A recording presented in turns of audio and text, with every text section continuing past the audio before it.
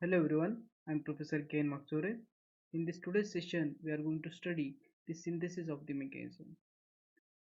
There are the, in case of while studying the mechanisms, there are the two parts of this while studying the mechanism. One is the synthesis of mechanism and second one is the analysis of mechanism.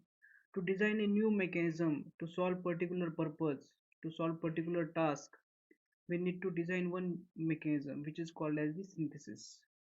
That mechanism needs to do some useful work. For that we design the mechanism. That part comes into the category of the synthesis. The second part is the analysis. After designing that mechanism, we do its analysis, we do its displacement analysis, that velocity analysis, acceleration analysis. Again, we calculate the efforts, mechanical advantage. This is the part of the that analysis. Okay, that means in case of synthesis we design the new mechanism to solve our task, to solve our purpose, to solve our difficulties. Okay, this is the part of synthesis and second one is the analysis. In this session we are studying the synthesis. In this synthesis we are going to study the analysis. There are some different steps in the to design the mechanism using the synthesis. Again, there are some particular purpose to design the mechanism. That there are the different tasks that mechanism to be performed. That also we are going to study, which is in the category of or in the subtopic of the task of the synthesis. Again, we are going to study the different errors and some get analytical method used in the synthesis of the mechanism. Okay. The objective of this session, students will able to know the basics of synthesis and their importance in the various applications, and the outcome, that means after this session students will able to apply the knowledge of synthesis to design a new mechanism. Okay, now we'll study the introduction of the mechanism. The synthesis of the mechanism is the design or creation of the mechanism to produce desired output motion for a given input motion. In this case, that means how much is the or what input that we are going to provide and what output we require, that one should know. Only after that we can design the mechanism. Okay, that means what is our problem, what feed we can give, according to that we need to design, we have to design the mechanism. Okay, in other words, the synthesis of mechanism deals with the determination of proportion of the mechanism for given input and the output motion. That means now one suppose this link I want to rotate through an angle of 30 degree. This is the input link and this is the output link. At the same time this link should rotate with the 30 degrees of rotation, with the vertical or the with the horizontal. That means I want to design the mechanism. When I will rotate this link through an angle of 30 degrees, this need to be rotated with the vertical 30 degrees. Okay, for particular this is my task for which I want to design the mechanism. In this case input and output motions are known to us, and from this problem statement we need to design the we need to determine the proportions means we have to find out the that link lengths, which type of joints we are going to use. Again, which type of prime mover we are going to use, which type of that means we pairs we are going to use, higher pair, lower pair. Again, binary pairs, or which anything that we need to decide in case of synthesis of the mechanism. Okay, in the kinematic analysis is the process determination of velocity and the acceleration analysis of various links of the existing mechanism that we already studied. The kinematics, okay, that part we already studied. Determination of the length and the orientation of the various lengths of the link so that mechanism could be evolved to satisfy the certain conditions. Okay, kinematic synthesis of a mechanism which requires the determination, that means here we are going to determination of the lengths of various links that satisfy the requirement of the motion of the mechanism. That means we are going to design the mechanism, that means we are just calculating its link lengths, their angles, their orientation, number of joints. All these tasks we are going to do using this synthesis of the mechanism. Okay, again Here what we need to require, here in this case we need to require the specific specified positions of the input link and the output link, that we required. Only after that we can design the, or we can synthesize the mechanism. Okay, okay. There are some different steps in the synthesis of the mechanism. There are three steps in the synthesis. One is the type synthesis, second one is the number synthesis, and third one is the dimension synthesis. In the type synthesis, first we need to suppose that problem statement is known to us. I want to design one robotic arm. I want to design one robotic arm. In this robotic arm, I just want to pick the, that means pick and place robot. I want to pick that some part from one location. I want to place on the another location. While this is my problem statement. In that problem statement, here I need to decide which type of mechanism I am going to use. Suppose I am going to use the special mechanism or the planar mechanism. Again, whether which type of that uh, pair or the drives I'm going to use. I'm going to use, suppose, chain drive, belt drive, gear drive, or the planar mechanism. Again, which type of pairs I'm going to use: sliding pair, revolute pair, spherical pair, higher pair, lower pair. Types of links, that means binary, ternary, quadratic. Types of gears, that means spur gear, helical gear, different gear trains, cam and follower. All these tasks, that means all the types, which type of all the types which gets involved in this type synthesis. Okay. Now, second part, which is the number synthesis. After selecting the which type of mechanism I am going to use, first of all, now suppose I have selected this mechanism. Suppose this is the mechanism. This is my end effector. This is the one link, and this is the second link. In this case, after selecting that joints and all these things, I'm just going to use this line. But next task, how many number of links, how many number of joints I'm going to use, that you need to decide. Because we knows that we knows the Grashoff's law. Sorry, we knows the Grubler's criteria or the Chebyshev's criteria. That Chebyshev's criteria or the Grubler's criteria says that if your number of joints or number of links gets changed, your degrees of freedom gets changed, your mobility gets changed. That F is equal to n 3 into n minus 1 minus 2j minus h. That means number of links and that number of joints is defines the mobility of your mechanism. That means that's why that second step is required, in which that we need to select the number of joints and the number of links. Okay. Again, also we knows the number of teeth, number of gears. In case of that gear trains, if we change the number of gears, number of links, which also change the motion, change the direction of motion. That's why this number synthesis, again, which is the second step, and this is very important step. And third task, which is the dimensional synthesis. In this step, we need to find out the proportion of lengths necessary to satisfy the required motion. Link lengths, angles, pitch circle diameter, center distance, stroke length, angle of ascent, descent. All these dimensions we need required to find out the for the synthesis. Because what happened?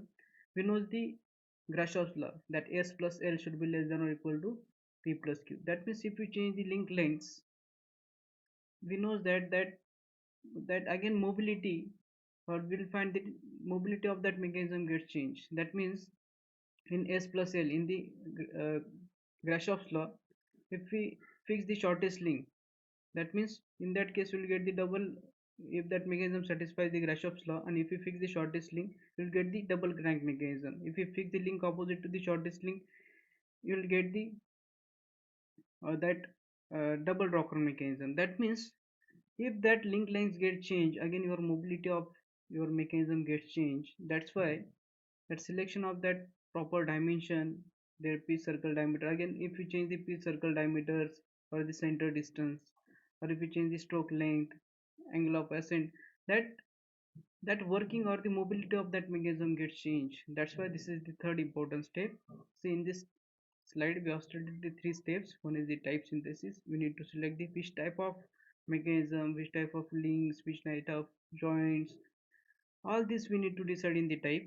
In the second, how many number of links, how many number of joints, that we need to decide in the second step. And third step, we need to design, find out the dimensions. If there are the n number of links, we need to define their link lengths, joints, that angles, that we need to define in the second, in the third step, which is, and these are the three steps in the synthesis. Okay, now the classification of this synthesis problem, that means these are the purpose or the what after design, what we need to design the mechanism, for what we need to design the mechanism. There are the three different, for the three different tasks we need to design the mechanism. One is the function generation, this is the function generation. Second one is the motion generation, and third one is the path generation, that motion generation, which is also called as the body guidance. Okay, now first we study the function generation. Okay, in most of the bed synthesis problem, that output link should either rotate, oscillate, or reciprocate according to the specified motion of the or the function of the input link. That means in this case, if you see, if you allow to rotate this through an angle some degrees, that output link should rotate with the same proportion. In case of, suppose in case of our cam and follower, which is used in the in our application of IC engine mechanism, that precise rotation of that cam, which gives the motion to the follower, and because of that again we will find the movement of the follower. That means that, and we, if, and that movement of this follower, which depends on the that cam rotation. That means that, suppose displacement of the follower is the output and that rotation is the input. That means that displacement of the follower is the function of the cam rotation, which is the input. In this way, that output link should be the function of the input link. This is the function generation. In this case, if you concentrate over here, if this input link rotates, which is the u, and that mechanism is designed in a such a way that that output link should rotate with the function of log u. Just try to understand this. This is one particular application. That means in any application, suppose you want to rotate input link between this range from 30 to 80 degrees, and your output link should rotate between 50 to 120 degrees. How much, which function they need to satisfy, that we need to provide, and this is the part of the function generation. Second is the path generation. Path generation is, that means it is any point or the tracer point. That means that point must follow some specific path. It may be the circle or any irregular shape, ellipse. This is the elliptical triangle. Suppose this point traces one ellipse. Suppose I want to trace one circle. If you consider, if you fix this point in between of these two blue points, you will find it traces one circle. That means, suppose you want to cut one straight line path. For that you need to use the straight line mechanisms. For this also we need to design the mechanism. Suppose you want to cut one circular arc, and for that you need to design the mechanism. Such a mechanism that comes into the category of the path generation. Suppose in case of quick return mechanism, in this quick return mechanism, that rotary motion is converted into the reciprocating motion, and that quick motion takes place, quick return motion takes place. Okay, that means which are used in the swing, means hacksaw and all that applications to cut the woods. Such applications are cut into the category of path generation, because in case of quick return mechanism, that which cuts in the straight line path. Okay, for this we need to use the path generation. And next synthesis, or next task of the synthesis, which is the body guidance. In this body guidance, which is also called as the motion generation, in this case just try to understand, in the body, both the position of point within the moving body and the angular displacement of body are specified, and the problem may be simple translation or the combination of translation and the rotation. Just try to understand this problem statement. In this case, suppose I want to do a particular task. I want to just, this is one gating system. When that board comes, you need to open this that gate, and when that board is not at that location, you need to close that in a such a way that it becomes the pool to join these two portions. Okay, in this case that three positions are given to you. That means in this case this is my link. When there is no any board, that link should be like this, and when there is a board, it will move like this. That means three positions that you need to define. This is the initial position, this is the final position, and this is the intermediate position. If you define this position according to this, you can design the mechanism just like this. Also, if you consider this example, here you want to you suppose you want to pick this block which is having some extension, and you have to place this block at this location from this to this. Okay, in the initial case it will pick that block like this, it will move in the second position, and it will place at this third position. In this case all these three positions you need to define. If we define these three positions, and by using this synthesis of the mechanism, you can design this, you can find out this link length, this link length, this link length, distance between these two fixed links. All you can define using this synthesis of the mechanism. See, in this classification we have studied the three tasks. That one is the function generation. Input output link should rotate with the input link with a specified function. Second one is the path generation, that any tracing point which trace some specific path for a particular application. That means you want to trace the circle, ellipse, you want to cut the in this that link should rotate in the straight line path. Such a task that you define in case of path generation. And third task is the body guidance. That means in this case three, that means that specific link should rotate with the some specific motion that you need to define, and according to that you need to design the mechanism. Now we are going to study the Freudenstein's equation. Studying Freudenstein's equation, using this Freudenstein's equation, what we get? In this case, suppose we know the length of the input angle and the output angle. With the help of this, we can find out the length of the input link, output link, and the coupler link. That means input and output positions of the input and output links are known to us. Then we can find out their link lengths. That task we can do using this Freudenstein's equation. Okay. Now the just consider this mechanism in which link AD is fixed. Link AB is the input link having length is equal to A.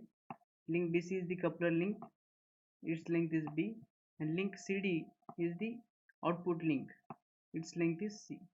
Okay. Now input links makes an angle of theta with the horizontal, output links makes an angle of phi with the horizontal, and that coupler links makes an angle of beta with the horizontal position. Okay. Now for the equilibrium condition, if you consider the component of x-axis and the y-axis which are equal to 0. Now if you consider all the components along the horizontal axis, that means that horizontal first component is of a cos beta, second component is of b cos beta, a cos theta, b cos beta. Next one is this angle, this vector which is in the minus direction, which is like this, which is of minus c cos phi, and d which is again, now we are here we have to just consider this loop a like this loop is again like this loop is like this, and this loop is like this. Okay, that's why this is of minus c cos phi, and this d is of minus d is equal to phi. Okay, by rearranging the terms you can find that b cos phi is equal to that c cos phi minus d minus a cos theta. By squaring of both the sides, we will find this equation: b cos square theta, b square cos square beta is equal to square of this total term. If we expand this term which is a plus b, you can consider this is of a and this is of b. Using this you can find out a minus b square, and using this you can expand this. This is your equation number 1. This is the equation number 1. Okay, now by considering the forces along the y-axis or the component along the y-axis, let a sine beta sin theta plus b sin beta minus c cos phi is equal to 0. Then by rearranging this, let b sin beta is equal to c sin phi minus a sin theta. Now by squaring the both the sides, you will find this equation. Okay, again here you need to place a minus b, and you have to make the expansion. This is your equation number 2. Now adding equation 1 and 2, equation 1 and 2 that we already studied. The previous is the equation which is of b cos beta, and this is the b sin beta. Okay, again by rearranging the terms, again this becomes the b square cos square beta, and this is the b square sin square beta. By taking the b square as a common term, which becomes cos square beta plus sin square beta. Just like this, we need to do the that taking the common side, and we know that sin square phi plus cos square phi is equal to 1. This terms again becomes 1, this term becomes 1, this terms become 1. That's why we'll find this will be your final one of the equation, which is of b square is equal to c square plus a square plus d square plus twice c t cos phi minus twice ac sin phi sin theta plus cos phi cos theta minus twice ad cos theta. Again, we'll consider the same equations, that b square plus that summation and squaring and adding of these two terms. You will find that d square is equal to c square plus a square plus d square plus twice cd cos phi minus twice ac sin phi sin theta plus cos phi cos theta minus twice ad cos theta. Okay. Again, if we take this twice ac sin theta sin phi plus cos phi as a towards left, if we shift this towards left, I'll just mark over here. Okay, this becomes the plus while moving it towards this side. Then that this side becomes a square minus b square plus c square plus d square plus twice cd cos phi minus twice ad cos theta. Okay, next by dividing both the sides by the twice ac, we will find this becomes sin phi sin theta plus cos phi cos theta is equal to a square minus b square plus c square plus d square upon twice ac plus d upon a cos phi. That means that 2c gets cancelled, that's why it becomes the d by a. Again 2a gets cancelled, d by c. Okay, now again we know the simple expansion of cos theta minus phi is equal to cos sin phi sin theta plus cos phi cos theta. Okay, that means we can replace this by this cos phi cos theta minus phi, or the cos phi minus cos theta is equal to a square minus b square plus c square plus d square upon twice ac, again plus d by a cos phi minus d by c cos theta. Again this cos theta minus phi, again if you put that d by a is equal to k1, d by c is equal to k2, and a square minus b square plus c square plus d square upon twice c is equal to k3. By replacing this constant, we will find k1 is equal to d by a, k2 is equal to d by c, k3 is equal to a square minus b square plus c square plus d square upon twice c. This final expression becomes cos theta minus phi is equal to k1 cos phi minus k2 cos theta plus k3. Okay, now here we need to calculate these three constants k1 k2 k3. That means we require the three simultaneous equation, and we get that three simultaneous equation by putting theta 1 phi 1, theta 2 phi 2, and theta 3 phi 3. We will get three positions of the input link. If you put three positions of the input link and three positions of the output link, you will get the three equations. By assuming any fixed link d, you can find out the a. Again the d is known to us, you can find out the c. Now a d c are known to us, you can put in this equation that k3 that we already find out using by solving the simultaneous equation, and you will find out the b. In this way you can find out the link lengths by using the Freudenstein's equation if three positions of the input link and the output links are known to us. Okay.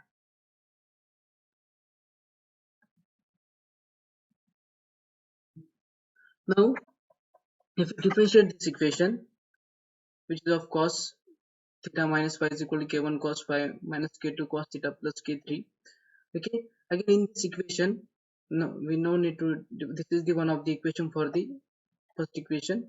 Okay, we know this equation, this is the equation number 1 and equation number 2 by considering that horizontal forces and the vertical forces by considering the equilibrium condition along x-axis and the y-axis.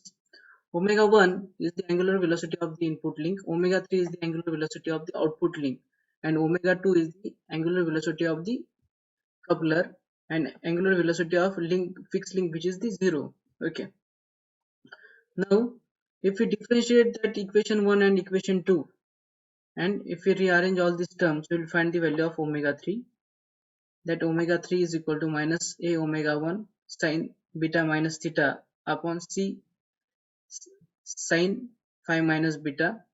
Okay, again omega 2, again by rearranging this term, by differentiating these two equations and rearranging the term, again we will get the omega 2 is equal to minus a omega 1 sine phi minus beta upon c sine phi minus, this is the phi minus theta and this is a phi minus beta. Okay, again if we differentiate this, alpha 1 is the angular velocity of the input link, alpha 3 is the angular velocity, angular acceleration, alpha 1 is the angular acceleration of input link, alpha 3 is the angular acceleration of the output link, and the alpha 2 is the angular acceleration of the coupler link. If we know that omega 3 and the omega 2, if we differentiate this omega 2, we'll find out the alpha 2. If we differentiate this alpha 3, sorry omega 3, we'll get the alpha 3, which is the angular acceleration of the output link. For the alpha 1 and the omega 1, which are the input, by putting that input, you need to find out these equations omega 2 alpha 2 omega 3 alpha 3. Okay, now while designing the mechanism, we need to generate a particular function, which is the function generation. It is impossible to produce accurately produce the function more than the few points. That means here we need to consider some points at which we need the that input function, that desired function, and the that generated function, which are the coincident. The points at which generated and the desired function agree are known as the precision points or the accuracy points. Okay, and must be located so as to minimize the error generated between these points. Okay, that means if we increase the number of precision points, your mechanism becomes the more complex but more accurate. But if we decrease the number of precision points, your accuracy gets decreases, but its simplicity gets increases. Okay. Okay. The best spacing precision points for the first tile, that means that Chebyshev, which is the scientist we design this Chebyshev spacing. Using this, we can find out this Chebyshev spacing for the n precision points. Now here you need to remember these two formulas. Suppose input value of the that means limit, first limit, starting limit of the input position and the extreme limit of that input position are known to us, and using this formula, which is the Chebyshev spacing, you can find out the in between positions x1 x2 x3 y1 y2 y3. If you concentrate that, suppose that first limit, starting limit, and the extreme limit are known to us, in between points of the input link you can find out using the Chebyshev spacing. Okay, and by putting these values in the your equation, you will find out the y's, yi, and the yf. Okay, which is of xi is equal to 1 half xs plus xf minus 1 half xf minus xs into cos of 2 into I minus 1 upon 2 into n. One thing that you have to remember while calculating these precision points, you need to this value, that means this value, here you are putting the pi, that means this value is in the radian. That means you need to enable that radian mode of your calculator while finding out this xi. That means if there are the three precision points, for first precision point x1 is equal to this value remains same. Here you have to put I is equal to 1, x2 I is equal to 2, x3 I is equal to 3. In this way you have to find out this x1, x2, x3, but you need to enable your radian mode of your calculator. Okay. Again this xf minus xs, which is of delta x. Again there is one graphical method. Using this also you can find out the precision points. What you need to do, first of all, that xf and xx are given to you. You need to calculate the delta x, xf minus x. Okay, now this is the with this diameter. Using this diameter you need to draw one circle, xf minus xs. This is of xf minus xs. Okay, this is of xs actually. Okay, now you need to draw the you need to inscribe a regular polygon. That means in this case you have to draw one polygon. Here we have to decide that number of sides of that polygon. That number of sides of that polygon is equal to twice the number of precision points. If you have the three precision points, that means you have to draw the hexagon.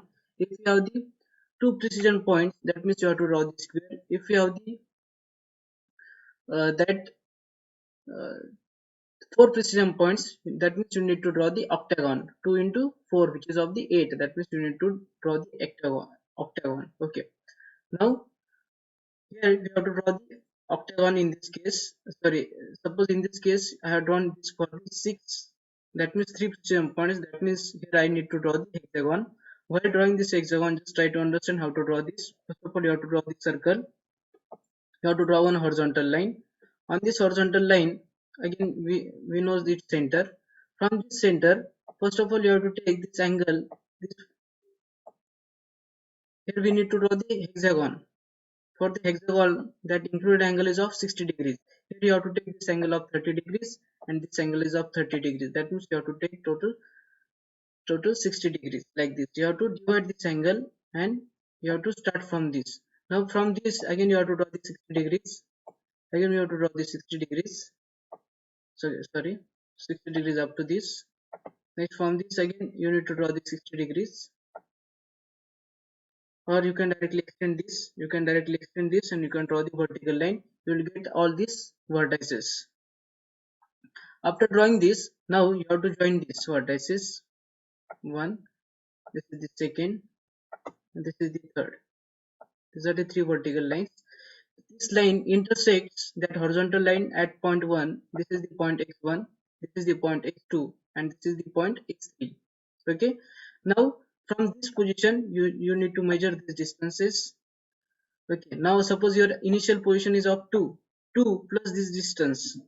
Suppose I want to find out the x2, 2 plus this total distance. This total distance you need to calculate. Suppose I want to find the x3 from this position, and from this position this 2 plus this total distance which is equal to x3. In this way you have to calculate the precision points. Again, the angle relationship for the function generation. As we know, the as the input link rotates through an angle of theta 1, at the same time that output link should rotate the angle of phi 1, theta 2, phi 2, theta 3, phi 3. Now to find out this angle relationship for the function generation, here we are going to learn how to find out that angle relationship for the by using the precision points. Okay. Now suppose when your input link is at the theta starting position, theta s, at the same time that it shows the reading of xs. Just try to understand here xs. When this is of theta f, it shows the reading of xf, and for any in between position of this theta it shows the x. Now I want to find out the x1. For the x1 it will give the x1, theta 2 x2, and theta 3 x3, just like this. For this you need to consider this equation. Theta I is equal to theta, or if you consider this, theta I is equal to or theta is equal to theta s. Now just consider this triangle. Okay, this theta, if you consider the slope of this equation, if you add the intercept, that theta is equal to theta s plus theta f minus theta s upon x f minus xs into x minus xs. Just try to understand this. Theta minus theta, if you consider this theta minus theta s, just consider this theta minus theta s upon x minus xs. Theta minus theta s upon x minus xs is equal to theta f minus theta s, theta f minus theta x upon x f minus xs. And by rearranging this term, we will find this theta is equal to theta s plus theta f minus theta s upon x f minus xs into x minus x. For if there are n precision points, that means theta, I want to find out theta 1, theta 2, theta 3. Here you have to just put this x, that theta is equal to I, and here you need to position of that I, xi, that xi that you have to calculate from the precision point. When we put theta 1, that x1, that you have to put the calculate value from the Chebyshев spacing, that you need to put over here. That xs is the constant which is given, xf is given, theta s is given, xf is given, and xs is given. From this you need to find out the theta 1. If there are the three precision points, that means you will get the theta 1, theta 2, theta 3, and same equation you need to find, only you have to replace theta as a phi and x as a y. You will find out the phi 1, phi 2, phi 3. In this way you have to calculate this angle relationship, you have to study this angle relationship. Again, last part of this session is of error. Suppose using the precision points, or we have designed the mechanism, but suppose I want to design one mechanism which traces one particular curve, or which do the particular task. That means suppose in this case, when I will be at the position x, or this is the any intermediate position, this position I want, this is the dotted line which is the desired function, but my mechanism which generates this function like this. There is some gap between these two lines, these two curves, the generated function and the desired function, which is called as the structural error.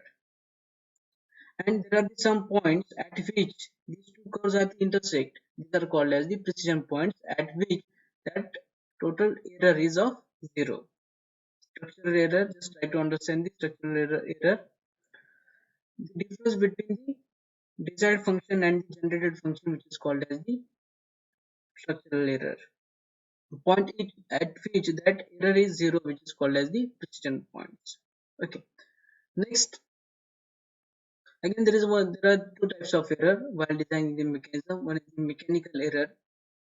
If if there are the error in the tolerances of the link length, bearing clearances, which causes the mechanical error, and because of this, that mechanism reduces its accuracy, and you will find the difference between the desired function and the generated function.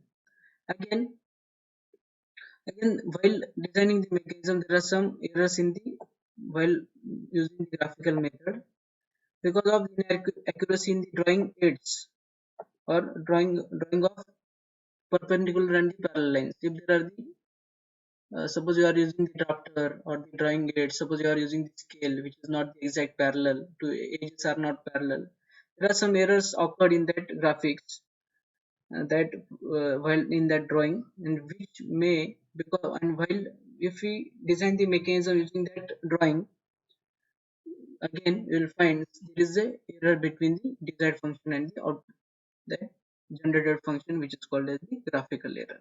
Okay. In this way, we are going to finish this session. What we learned, we have started with the synthesis. What is the need of the synthesis? What are the different steps in the synthesis? What are the tasks in the synthesis? There are the three different tasks. When we use the synthesis to generate the function, to generate the specific path, and for the body guidance, that means that link should be rotated through a particular path. Again, we have studied the Chebyshef spacing. Again, the for the precision points, again the angle relationship, and at the last we are focused on the error. With this we are going to finish our session over here. Thank you for your patience listening. Thank you very much.